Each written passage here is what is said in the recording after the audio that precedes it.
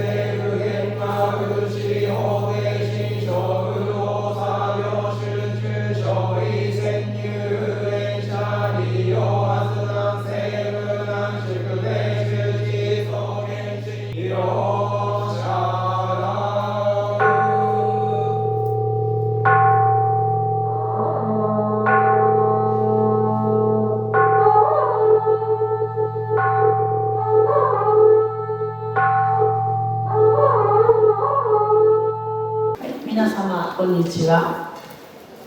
本日もお参りくださいましてありがとうございました。はい、早いもので今年最後の縁日祭となりまして、今日は1年に一度のこちらのね御体の仏様のご開帳の日でもありました。未来を、司る弥勒菩薩様、そして幸福の女神とされております楽主弥様、今日は直接ねもうお会いになられた方というのは平日でもありますしコロナ禍でもありますので本当にね限られたもう貴重なねもうラッキーな皆様だと思います。はい、そして今日はちょっと大きな、ツリーの方もちょっと飾らせていただいたんですが、そちらの方もですね、亡くなられた方々への、ご供養の意味を込めまして、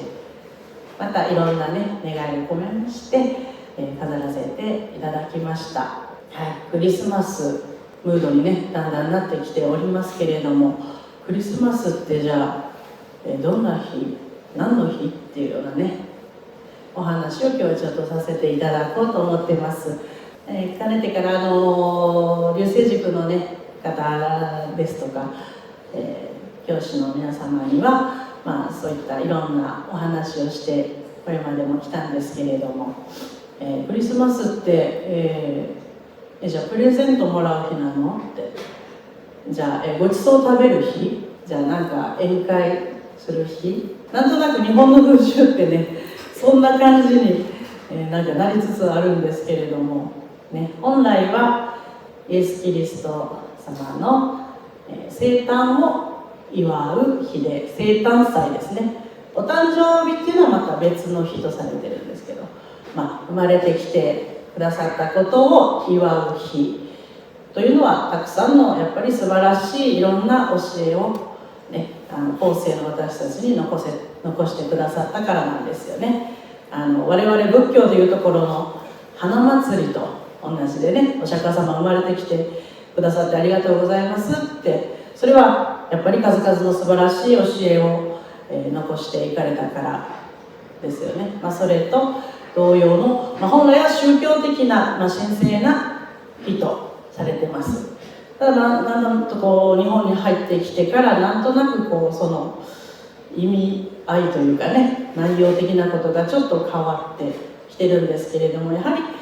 あちらのね、海外の方ではちょっとやっぱりおしゃれな一日だなって思うんですね。例えば日本の子供たちはサンタさん、仮面ライダーの何々をくださいとか、なんかリカちゃん人形がどうとか、そういったね、なんかそれぞれの欲しいものをなんかお願いする子供が圧倒的に多いと思うんですけれども、これがね、海外の子供たちになると、サンタさん、僕のおじいちゃんに新しい杖を、おばあちゃんには新しい補聴器をプレゼントしてくださいとか、僕のママに可愛いベイビーをプレゼントしてくださいとか、ちょっとおしゃれなんですよね。またこう道歩いててこう、よく外国の映画とかで見られたことないでしょうか。こ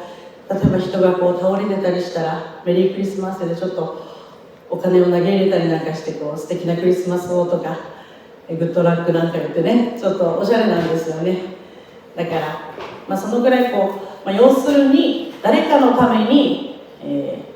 何かを祈ってあげる日、あるいは自分のちょっとした余分を、人様に分け与えてあげるような、そんな、素敵な一日です。もちろんもう日本の風習としてなんとなくもうそんな風になってきてますから、それも別にダメとは言いませんけれども、そこにちょっとそういう気持ちも持っていただけたらより素敵な一日かなというふうに思っております。はい、なんかね、チキンとかよく食べてますけどね、あれも本来はチキンではなくてターキー、七面鳥ですね。鶏の4倍ぐらいは大きさのある七面鳥をお祝いとしていただくんですね。お供えしたりいただいたり、もともとアメリカの先住民であったインディアンと呼ばれる人たちですね。その人たちが、移住民たちがこう上に苦しんでた、その移住民たちに対して自分たちの主食であったその七面鳥を分けて恵んで、差し上げたところから今に至っているわけですね。だからなんとかフライドチキンとかも別にダメではないですけど、そういった意味があるんだよということをね、皆様もクリスマス、そんな日なんだっていうことでご理解いただきたいと思います。また今日はせっかくのこの秘仏ご開帳の日でございましたので、そちらのね、楽しみ様にもぜひぜひ皆様ご供養いただいて、誰かのことを願ってあげるのも今日はよろしいんじゃないかなと思っております。はい、そういったことでよろしくお願いいたします。今日もありがとうございました。こんにちは。今年の1年を終わろうとしております。本当に今年もね、大変な、コロナ禍の中でご苦労もされたと思いますし、診断もたくさんおありだったと思いますけれども、なんとなく本尊のご寿命様に守られながら、私たちもそうなんですけれども、皆様もね、ご寿命様のお膝元でなんとなく救っていただけたのではないかと思っております。また今日はね、貴重なご開帳の日でありまして、私も目の前に来まして、未来仏である、エルクボサス様、これからのね、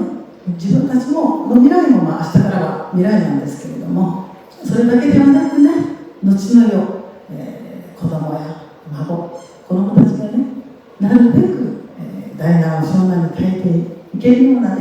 道のりを作ってくださいということを、いち早くね、ここお参りに来てくださっている皆様にはいち早く送り届けてくださいというお祈りをしました。また、ラクシー様には本当に経済的にもね、大変な世の中になっております。なるべく困らないような生活をさせてあげてくださいということをお祈りしました。で、この願いがね、早く皆様に届きますように、必ず届くはずです。ですからね、皆さんもね、スイッチをオンにしてください。スイッチをオフにしてたら、神様はどんなに孤独を送ろうとされても、通信が立派でも受信機が壊れてたら何もなりません。ですから、スイッチをオンにして、堂々と、神様のね、孤独をいただける自分へと成長していっていただきたいと思います。またね、今年も本当に残りわずかですけれども、素晴らしい年であったと、言える大晦日をみんなでお迎えしたいと思います。また引き続き我々はちゃんと皆様のご健康、お幸せをね、お祈りしていく、所存でございます。今日は本当にありがとうございました。今年来年必ずいい年になると思います。ですからね、またみんなでね、来年1月6日また集えるように心がけていきたいと思います。どうぞいい年をお迎えくださいませ。それから最後になりましたけれども、本日も京都の天台宗三千院の、お坊様にも、お越しいただきまして、一緒にお務めいただきました。ありがとうございました。それでは最後に、私に一緒に続いて、訪問をお唱えください。願わくはこの功徳をもってあまねく一切に及ぼし我らと主上と皆共に仏道上善ことをありがとうございました。ご苦労様でした。